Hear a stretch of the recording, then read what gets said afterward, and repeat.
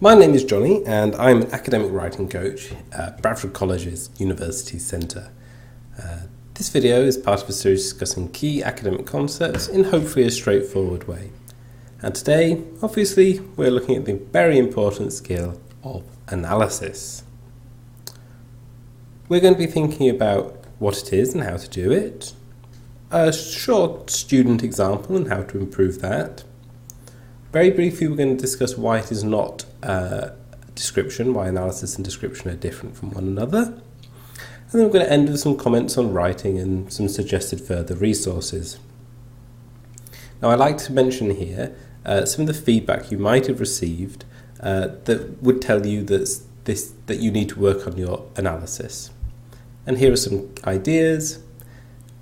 Any questions that are seeming to suggest that there's a lack of meaning or purpose or point to what you're saying typically indicate that you need to do more analysis.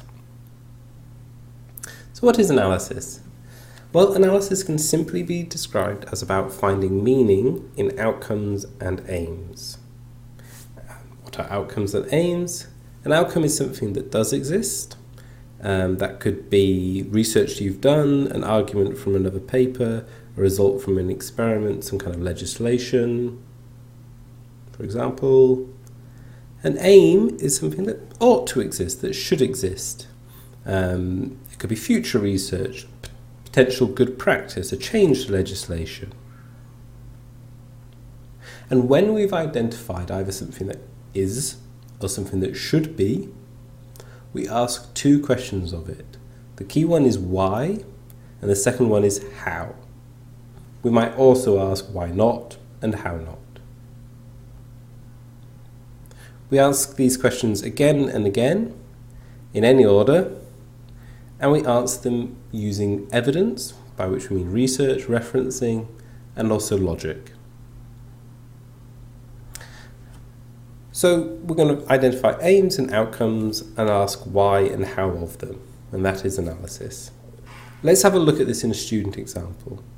Now if you want, you could pause the video here, look at this example paragraph and see if you can identify any aims or outcomes. So I've had a little look and we can see two. We've got this idea of something the client should look to do something, that's an aim. And we've got a second one of swimming would be ideal. If something would be ideal, it should be. And there's our second aim. So we've got a pretty significant problem here in that we've got two aims, but no why or how, no actual analysis.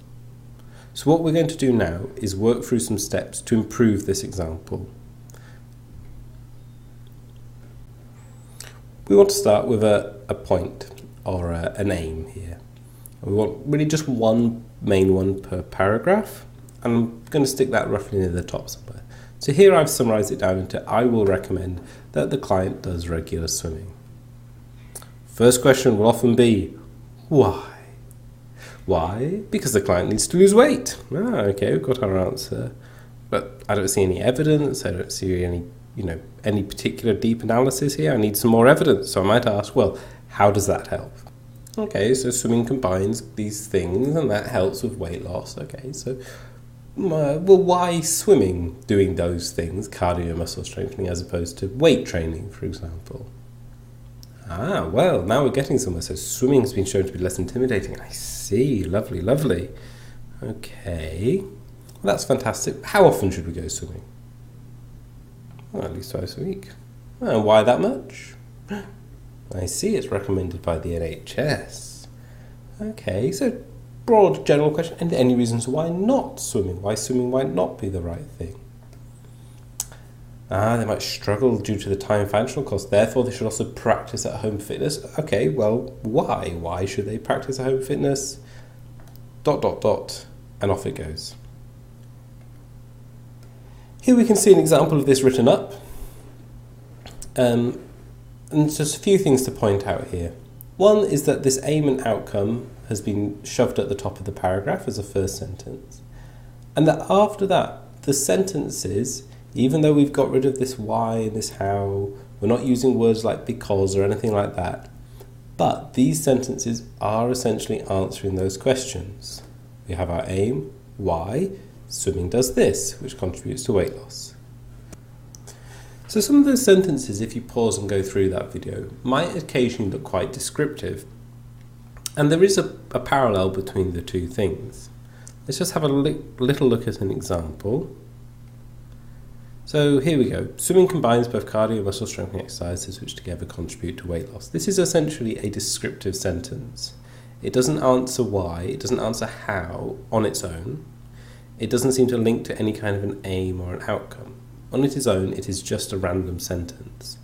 But if we connect it to the sentence before by repeating this keyword, you can see it highlighted here, swimming. What we're doing when we repeat that keyword is we are saying that this sentence is explaining the keyword in the previous sentence, i.e. this one, and therefore that second sentence stops being descriptive and it becomes a piece of analysis. When we're writing this up, we're going to typically put the aims and the outcomes at the bottom, and we're going to use the body of a paragraph to explain the analysis. And this is normally where analysis happens. It's in these body paragraphs, and this is roughly the structure that we should be looking at. Well, if you want to develop any further, I recommend particularly doing body paragraph exercise. There's a companion exercise to this presentation or video on www.swapwriting.co.uk. There's also an accompanying cheat sheet which will either be with this video or online. There are also lots and lots of resources online which you might want to access. And anything that you can do to try and actively develop the skill of analysis will always help you. So thank you very much for watching, and I'll see you next time.